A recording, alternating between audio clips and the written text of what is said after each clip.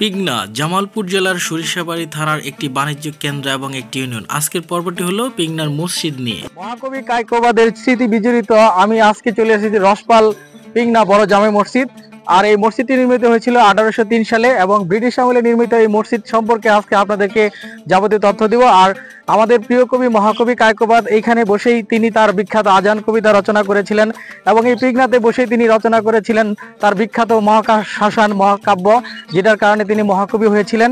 আর সেই পিগনার বিভিন্ন ধরনের মসজিদ, সুন্দর মসজিদ নিয়ে কিন্তু আজকের আমার পর্ব। আজকের এই পর্বটি সবাই আমার সাথেই থাকবেন। পিগনা একসময় বৃহত্তর ময়মনসিংহ অঞ্চলের একটি প্রশাসনিক এলাকা বা একটি থানা ছিল। তো আজকের এই পিগনা এখন জামালপুর জেলার সরিষাবাড়ি থানার একটি ইউনিয়ন।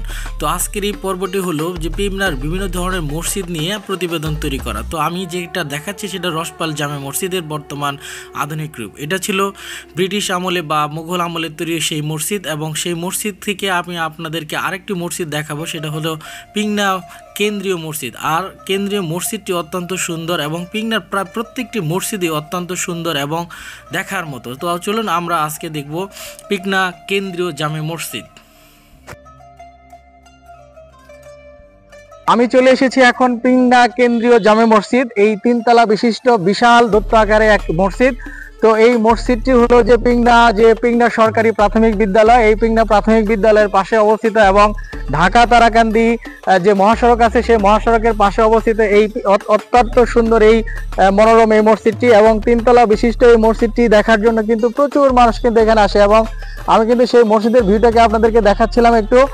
অত্যন্ত দৃষ্টিনন্দন একটি মসজিদ এবং পিগনাতে যতগুলো মসজিদ রয়েছে তার ভিতরে অন্যতম সুন্দর একটি মসজিদ হলো যে এই পিগনা কেন্দ্রীয় মসজিদটির যে অসাধারণ ভিউ দেখাতে দেখাতে আমি কিন্তু আপনাদেরকে নিয়ে আসছি পিগনা দক্ষিণ পাড়া জামে মসজিদ। এই মসজিদটি অত্যন্ত এখন আমি চলে আসছি পিগনা দক্ষিণ পাড়া। 1948 সালে নির্মিত এবং 2015 সালে পুনর্নির্মিত একটি মসজিদ। এই মসজিদের যে ভিউ আপনাদেরকে দেখা।